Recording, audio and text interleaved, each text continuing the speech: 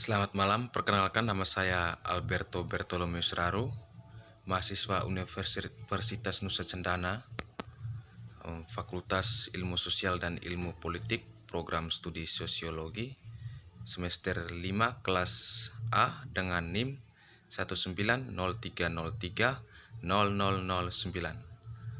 Saya akan menjelaskan hasil dari review buku ke-8 mata kuliah Metode Penelitian Sosial.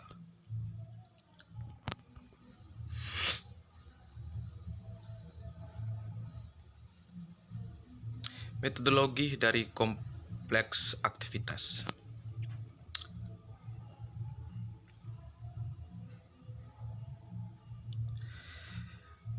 Yang pertama, rumusan masalah dan pendekatan umum. Sistem aktivitas dan sosial yang kompleks. Aktivitas sebagai pekerjaan dan tindakan manusia yang bermakna sama universalnya dengan bagian dari keberadaan manusia sebagai pemenuhan kebutuhan dasar. Namun tidak seperti yang berakhir. Aktivitas kompleks cukup rumit seperti halnya para aktor yang terlibat di dalamnya. Di dunia modern, sebagian besar output kotor sebagai hasil dari aktivitas manusia dibuat di perusahaan, di organisasi, di dalam proyek, di biro perencanaan, di badan dan entitas negara bagian, regional, dan kota, di perusahaan transnasional dan anak perusahaannya, serta di berbagai asosiasi dan pengelompokan semua entitas dan operasi di atas, bersama semua jenis informasi dan aset teknis, sistem, dan peralatan yang terkait dengannya. Semua entitas dan operasi ini mengikat beberapa gagasan mendasar. Pertama, mereka membentuk sistem yang kompleks. Kedua, mereka termasuk rakyat sebagai unsur. Dan ketiga, sejumlah besar bagian penyusunnya adalah buatan. Artinya mereka adalah buatan manusia. Konsep STS mencakup hampir semua sistem yang digunakan dan dibuat sebagai hasil dari aktivitas manusia dan yang terdiri dari manusia. Di satu sisi, STS adalah hasil dan subjek dari aktivitas manusia. Di sisi lain, aktivitas manusia dilakukan dalam kerangka STS. XTS berfungsi sebagai aktor kompleks dalam aktivitas, yaitu STS adalah aktor, subjek, dan atau sarana aktivitas kompleks. Mari kita klarifikasi pernyataan ini. Pertama, terorganisir dan terarah. Praktis semua aktivitas manusia dilakukan dalam kerangka STS yang satu atau yang lain, yang masing-masing memiliki perilakunya sendiri tentang keberadaan dan perkembangannya. Kedua, STS tidak mewakili nilai dan dari dirinya sendiri. Mereka tidak membawa manfaat hanya melalui keberadaan mereka, apalagi sebagai objek material.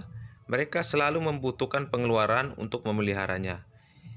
Nilai dan utilitas muncul dari tujuan penerapannya, dari aktivitas pelaksananya, dari fungsinya.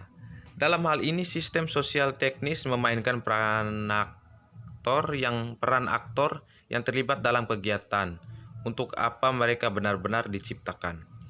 Demikian juga baik manajemen itu sendiri maupun sistem manajemen secara intrinsik tidak berharga. Dari sudut pandang hasil akhir, mereka tidak diperlukan. Juga tidak ada dampak manajemen pada objek, tetapi nilai mewakili keadaan objek yang sedang dibuat. Dikelola yang dicapai sebagai hasil dari latihan manajemen. Artinya, baik STS dan manajemennya merupakan biaya yang tidak dapat dihindari ketika mencapai tujuan akhir. Yang ketiga, STS adalah hasil dan atau materi pelajaran dari aktivitas lain, dan karena kompleks, mereka membutuhkan aktivitas kompleks yang sesuai untuk muncul. Untuk menggambarkan dengan benar dan lengkap aktivitas seperti ini, perlu memperluas konsep aktivitas seperti yang diterima saat ini dalam filsafat, psikologi, dan metodologi untuk memperkenalkan definisi aktivitas kompleks.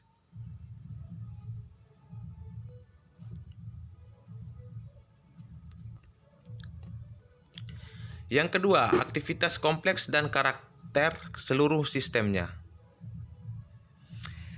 Representasi yang diterima secara umum dari komponen prosedural aktivitas dalam metodologi modern tidak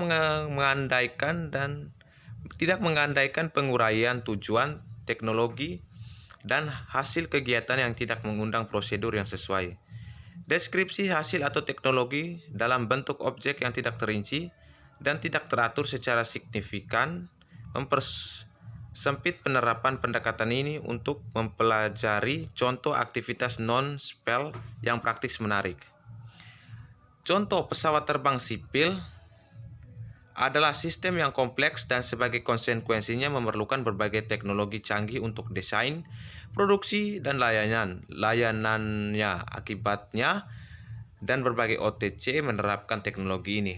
Oleh karena itu, representasi dari teknologi produksi pesawat terbang itu sendiri dari subjek setiap orang secara keseluruhan tampaknya tidak konstruktif dan operasional.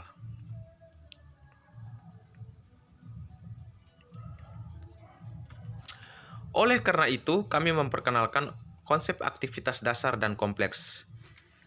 Kegiatan dasar yang kami maksud adalah aktivitas, tujuan, teknologi, dan hasil yang tidak memiliki struktur internal non-spell mereka sendiri, atau menurut prinsip generalisasi dan abstraksi, pengenalan struktur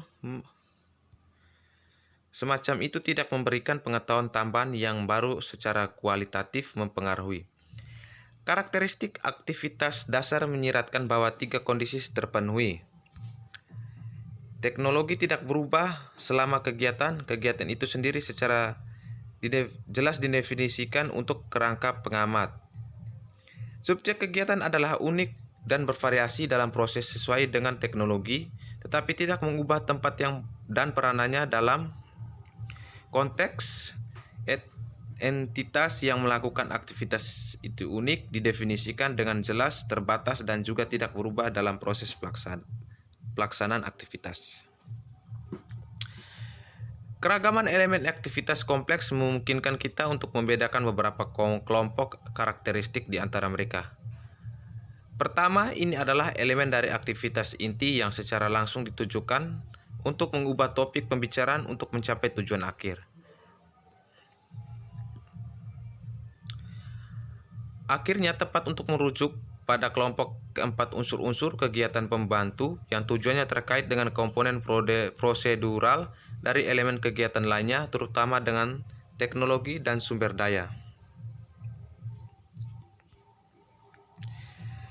Struktur logis CI aktivitas kompleks dicirikan oleh beberapa teknologi subjek dan atau objek aktivitas. Ketika elemen dari satu aktivitas kompleks adalah elemen dari aktivitas kompleks atau dasar lainnya.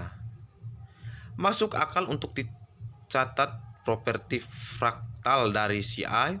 Dalam banyak kasus, CI didekomposisi menjadi elemen yang pada gilirannya adalah CI. Elemen tersebut membentuk hierarki multilevel struktur logis dari CI. Konsep daur hidup akan digunakan untuk beberapa objek. Pertama, LC dari sistem. Produk atau objek adalah salah satu bentuk organisasi CA, dan dalam hal ini kita akan berbicara tentang LC daripada subjek, aktivitas atau LC dari materi pelajaran dalam arti definisi yang diberikan dalam paragraf sebelumnya. Kedua, CA itu sendiri sebagai sistem yang kompleks berkembang dalam waktu. Oleh karena itu, kami memperkenalkan konsep siklus hidup dari aktivitas yang kompleks sebagai proses yang lengkap, termasuk menetapkan permintaan dan memahami kebutuhan, menetapkan tujuan, menyusun tujuan dan tugas, memilih dan mengembangkan teknologi, melakukan tindakan sesuai dengan teknologi, memperoleh hasil, mengevaluasi hasil, dan merefleksikan. LCC sebenarnya adalah penyebaran tepat waktu dari komponen prosedural kegiatan.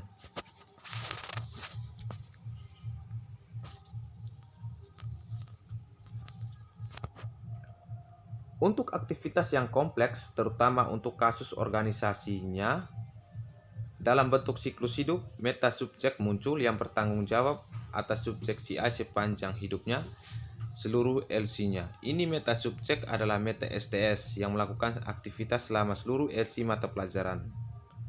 Metasubjek sebenarnya adalah beberapa STS yang saling menggantikan pada tahap LC yang berbeda. Definisi metasubjek dijawab oleh konsep Extended Enterprise yang muncul dalam beberapa dekade terakhir di bidang manajemen aktivitas produksi.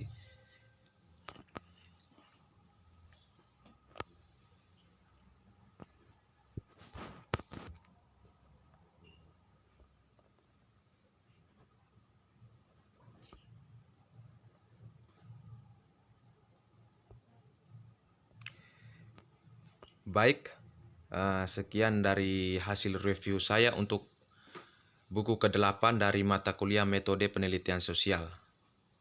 Terima kasih.